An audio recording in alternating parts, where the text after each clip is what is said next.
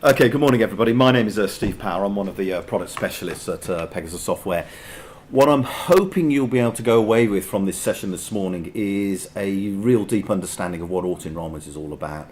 So that is what the subject that we're covering here is, but I hope you'll understand what the duties are that rest on you as employers within auto-enrolment.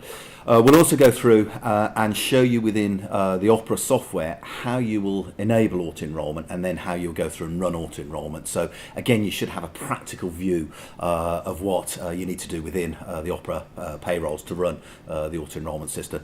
I'll also point you as well at places where you can get additional information. So there's quite a bit of information I'm going to share with you, but it is all available to you on the internet. So I'll give pointers as to where you can get access to that information. Stephen's gone through the agenda, but to put a little bit more meat around the agenda, the first question I'm going to ask myself is, what is auto-enrolment? So a little bit of a background as to why is auto-enrolment being introduced? What's the thought processes that are there? I mean, auto-enrolment is all about putting workers into pension schemes, basically. So auto-enrolment to those pension schemes, and it's already enacted for the largest of companies. But I'll go through the background as to why is it being implemented. What are the actual rules that will apply to you as part of that auto-enrolment process? So we'll cover that in some detail.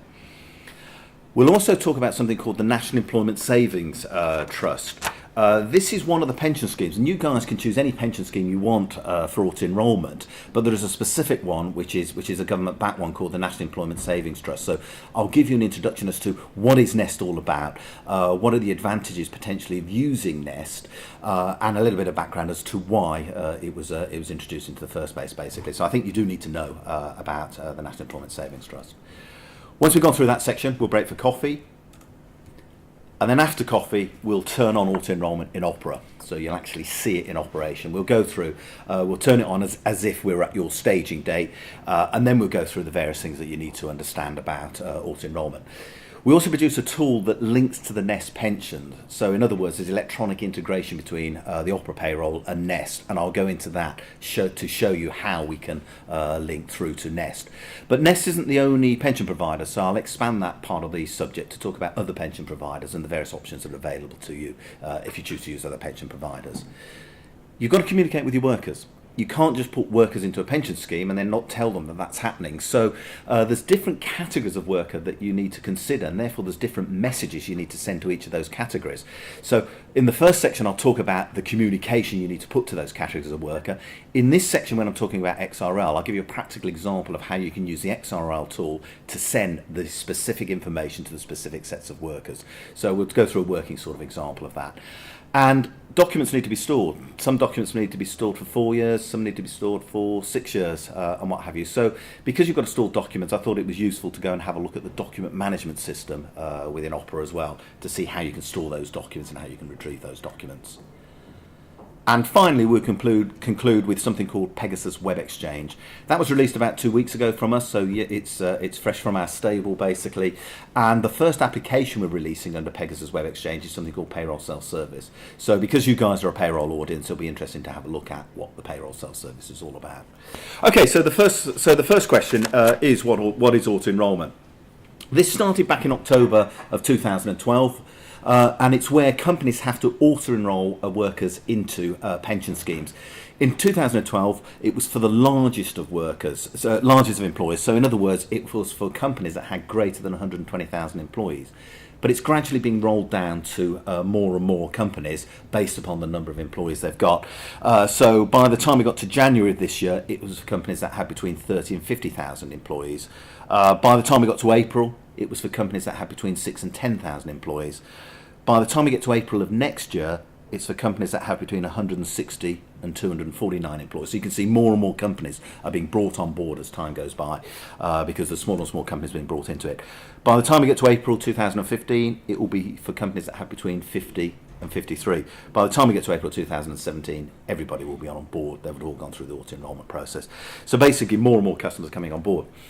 Interestingly, we looked at the Opera payroll customers, and what we identified for next year, for instance, in January next year, 3% of our payroll customers have a staging date where they've got to put in auto-enrolment.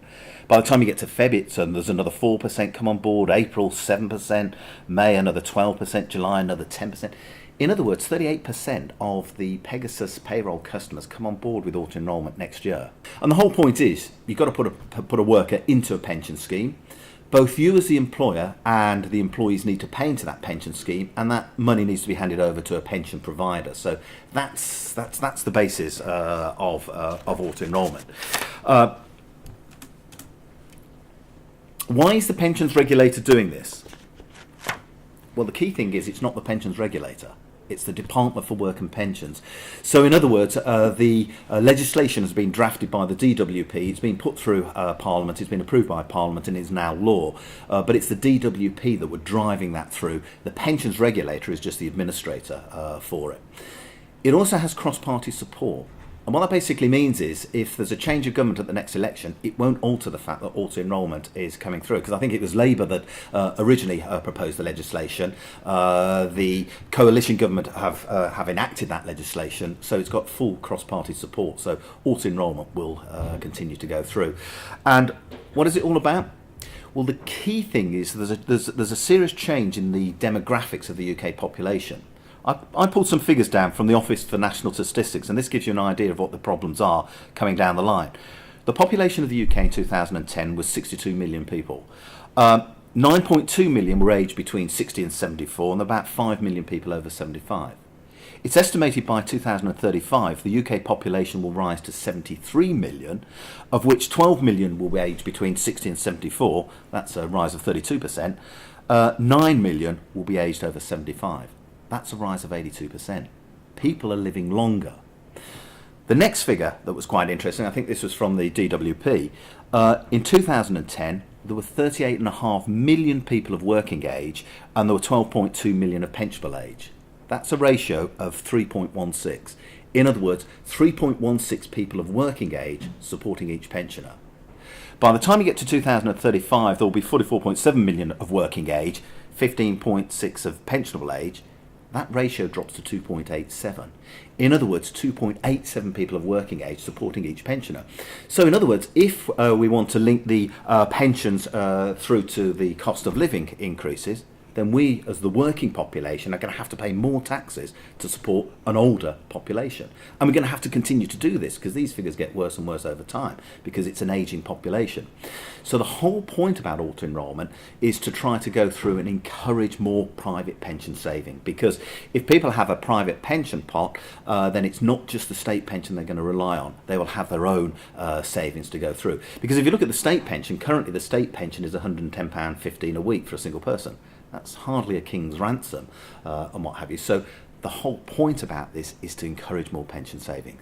It's currently estimated something like about 50% of the adult population have no pension savings at all.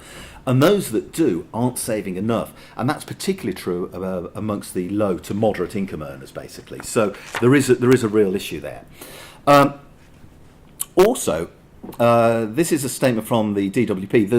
There's 835,000 employees in the UK private sector that offer no private pension savings at all to their workforce. And of course, with auto-enrolment kicking in, it will force all of those employers to offer pension savings. So that's the sort of driver that's coming through here. And it's estimated that something between 7 to maybe 11 million people are going to get auto-enrolled into these pension schemes. Okay, if you remember back in 1999, they introduced the stakeholder pension, and that was meant to solve all of these problems. It didn't work. And the reason it didn't work is that companies with more than 5 employees had to offer a stakeholder pension, but if the worker wanted to go into the pension, they had to actively do something. They had to ask the employer, which pension schemes are we using? Where do I get the forms from to sign up for it? I mean, the concept was good because the charges were low, the contributions going into them could be low, but it was never policed. I think there's only one company that was ever fined for not providing a stakeholder pension to its workforce. And also, the employers didn't contribute to the pension schemes, so it just didn't work. So why is auto-enrolment different? Auto-enrolment is different because you as employers will have to auto-enroll workers into a pension scheme. And if that lethargy kicks in, where the lethargy is, yeah, we'll offer you a pension scheme, but you've actually got to do something to get into the pension scheme, and most people didn't, well, they're thinking the reverse is true.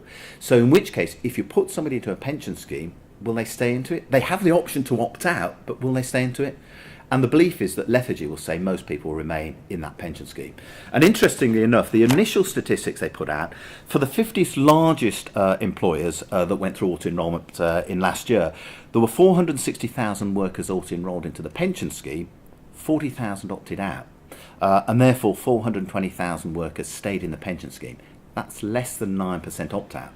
They're expecting the opt-out rate to be 30%, 35%, but in fact it's less than 9%. So when they're looking at that, they're thinking, yes, that's working because lethargy is kicking in most people to stay in the pension scheme. So they're quite encouraged by those figures. And it's interesting, they keep pushing those figures out. Once a quarter, they push those figures out, the sort of opt-out rates. Now, at the moment, those largest employers are the Sainsbury's and the Tesco's of this world. We'll have to see whether it continues when it gets down to smaller and smaller companies. But that's part of the concept behind auto-enrolment.